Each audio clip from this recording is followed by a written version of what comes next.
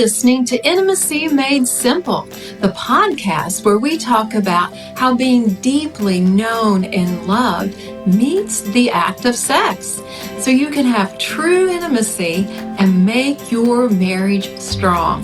I'm Mary Whitman Ortiz, your host, and on today's episode, I'm joined by my co-host Rachel Landon, where we're unpacking some of those hidden assets of healthy intimacy, things that maybe you've never thought of before. But if you know you would like to feel closer and more intimately connected to your spouse, this episode's for you. Please join us now. Welcome, everybody. We're so glad you're here. Rachel, it's great to see you today. I'm so glad to be here. It's been a crazy busy day. Today is Honor's 100th day of school. Oh, that's so fun. So he dressed up as an old man, so that was exciting as we sprayed his hair with silver and put an old man outfit on him. Was that his idea? That was his idea, yes. And he does it well. He's an well. Original. Yes, he is. He has the cane, the walk. He had a bow tie. He was ready to go. Oh, that's fabulous. Those are so fun. I mean, and you've got to give the kids something to look forward to. Yes. There's not, Valentine's is a holiday in the winter, but... I laid out a suit for him, and he's like, I'm not wearing that, Mom. I'm like, okay, well, you find your own old man outfit. But he agreed to what you wanted to do for the hair and all of that. And I used my eyebrow thing that I won't be able to use anymore for his beard. But it was fun. He looked adorable. That's fabulous. Yes. That's great. Well, I have a unusual question for you before we jump into our podcast content. Okay. Unusual? Unusual, yes. What would you say is one of your most valuable possessions? And this could be sentimental, this could be monetary, just something that you really value that you own. Most valuable. I don't really have a lot of valuable items. I mean, I'm not really a collector of valuables, but if I had to pick one of the most important things I own or have, it would be my necklace that my husband gave me for our anniversary. I can't even remember. I think it was 2016 or 2017. I want to say 2016 he gave it to me. And it means a lot to me because it's actually real diamonds. Woohoo! and I won't go too deep into the story, but the first piece of jewelry he gave me was a necklace just like this. And I was so excited when I opened it, and I'm like, oh, it's beautiful. I think it was Christmas the year before that. My birthday's in January, so maybe it was for my birthday. I don't even remember. Okay. But I opened it, and it felt really light. And I was like, is this real diamonds? And he's like... the first thing out of your mouth. And he's like... No. What do you mean by real? Oh boy. So I just told him I don't like to change jewelry a lot. I mean, I'll change earrings, but really I don't wear a lot of jewelry. So I told him, if you buy me a piece, I want it to mean something because I'm going to keep it forever. Nice. And then I'm going to pick who I get to pass it down to. So there's got to be enough for each kid. Oh, okay. Start the list. Then I think it was either our anniversary or my birthday. He took me to dinner and gave me the real thing. So I wear it every day. I very rarely take it off. Just to clean it. But it is a valuable piece to me. I haven't decided which kid gets it. I should start asking. Oh, that's such a great story. Well, the reason I asked about things that are valuable is because I want our listeners to be gearing their minds up to see things with new value. And you gave your reasoning about what was valuable to you and why. So that is going to be some of the overall thought that we're aiming for today. Okay, so I have a question for you. Yes. And my question is, when we were talking about intimacy, we said that God sees intimacy in marriage as a gift, and that the G in the gift means good. Right. So what does the I mean? Well, the I stands for intimate, and that may be like, are you answering a question with a question? But we, as we've mentioned probably other times, that understanding what the word intimacy or intimate means is a missing piece. Yes. So I have a story to give to this to kind of expand it. A lot of people do use the word intimacy to refer to sex. Mm-hmm. So I totally am on board with that. But I remember one time going to a doctor's office, and it was in a building, had several stories, and there were elevators. And I got into this elevator. It was fairly crowded. And after the people kept filing in, and one of the last people to enter was a young mother holding a baby in her arms. Mm-hmm. And it was almost magnetic. Every eye, boom, went to take in this scene and this precious little cooing and the hand reaching up, and it was beautiful. And I would add, it was intimate. Mm-hmm. It was special and precious, and I wanted to just freeze time on that moment because of the feeling that was going on. Mm-hmm. So intimacy can include the act of sex, and so when I put those together, I always just use both words, sexual intimacy, but understanding how being intimate plays in. I want to go back to some scripture and look in the book of Genesis. So the chapter 2, verse 23 begins to lay out the role of Adam and Eve together. And this is where Adam, where God is setting it up, because he creates Adam, but then he puts Adam to sleep to create Eve from his body. And so Adam is saying, you are bone of my bone, flesh of my flesh. You're part of me. You belong to me. And that is an element of what sexual intimacy is. This that's beautiful. Deep connection and the oneness that happens. And certainly in the act of sex, there's oneness. The two bodies have intersected. So we get that visual image of a physical oneness, but the emotional aspect that's there. One of my phrases to encourage people to see this and to begin placing value on sexual intimacy and not just the act of sex is I break down the word intimacy into in, to, me, see. That's deep. Ooh, it's an invitation. Yes, it is. You have opened up and you're revealing. It's far more than revealing your genitals. Yeah, I think both parties have to be in alignment with that, because that's where it's difficult. And that's where I would say the world separates it from the good, from God's good. Yes. Because that's definitely not a part of their good. They're not tracking with that. That's not their go-to. I want to go forward a little bit in the Bible to Proverbs chapter 30 and verses 18 and 19. And there's this really fun list of all of the things that are mysteries. And some of them are about like the flight of the eagle and just trying to understand how things work. But the passage that fits in this situation is the mystery of a bridegroom with a bride. Mm-hmm. And the description is too marvelous for words. That's beautiful. That's true. So if I were to ask you about couples and what their struggles are, why would you say that couples struggle with a deep place of knowing one another, of that in, to, me, see? Yes. Why would you say they struggle with that? At its core, I think it's a trust situation. Yes. And it's very difficult, to be that vulnerable. Mm-hmm.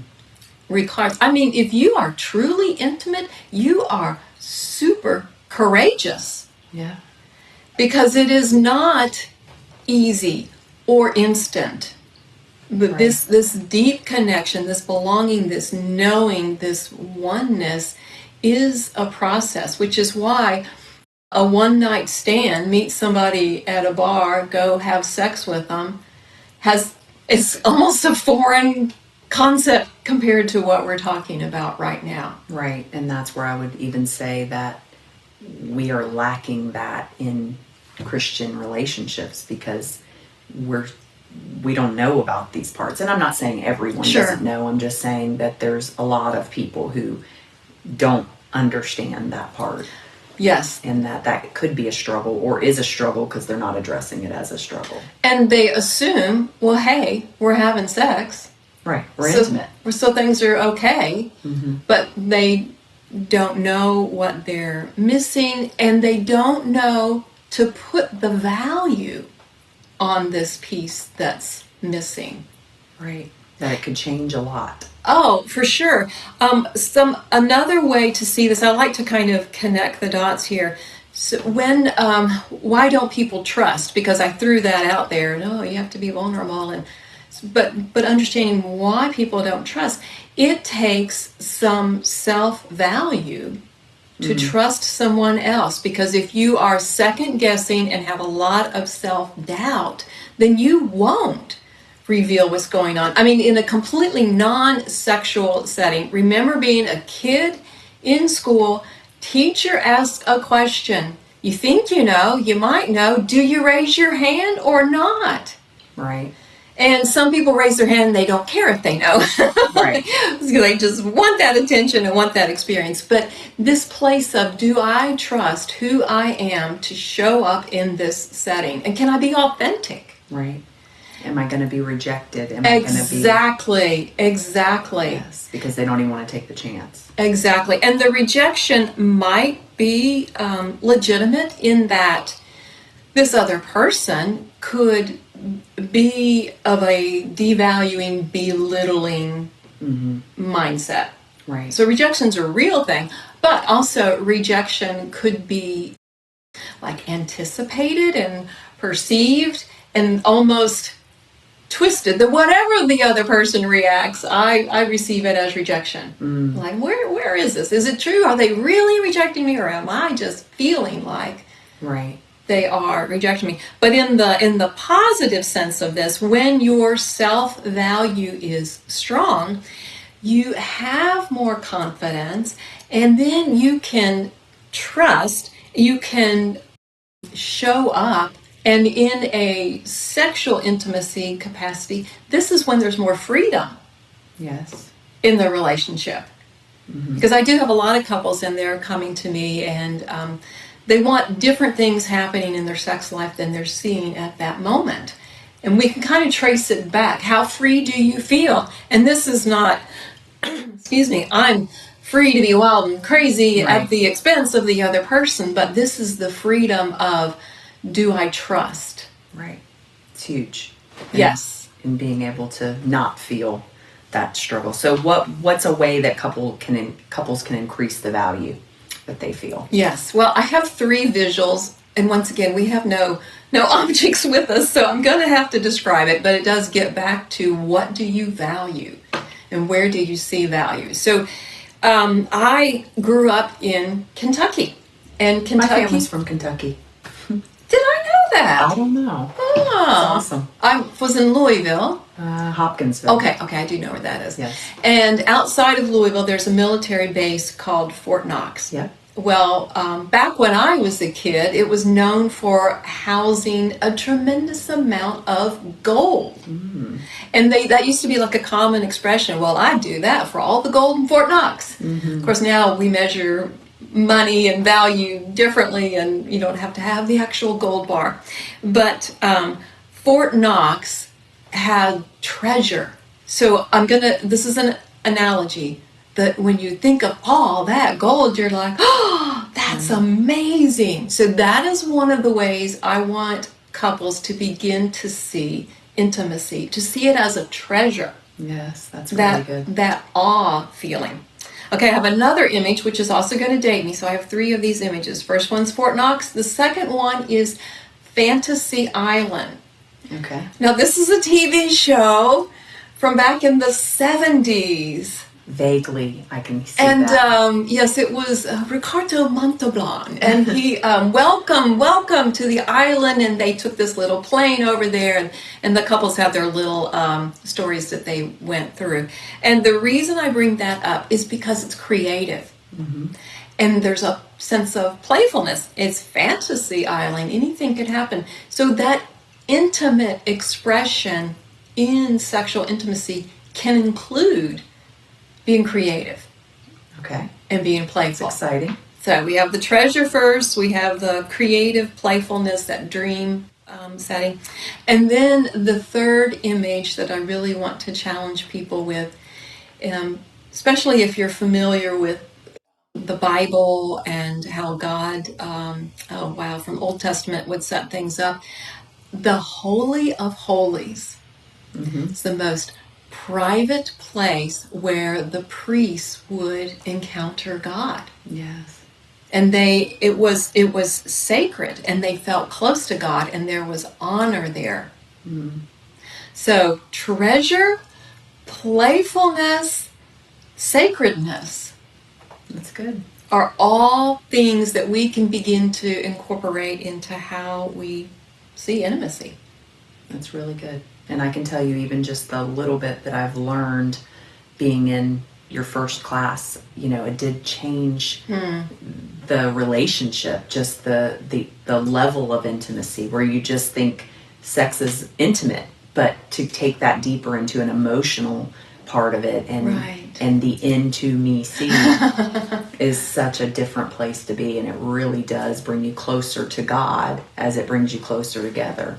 So I can see how that can change people and their relationships. Oh my goodness, all of this, it gets deeper. So when couples are maturing in their relationship, I believe that marriage is something that can grow and be a whole lifetime experience. It doesn't have to get old, because all of these things are like new levels of understanding and a deepening way of expressing and knowing one another.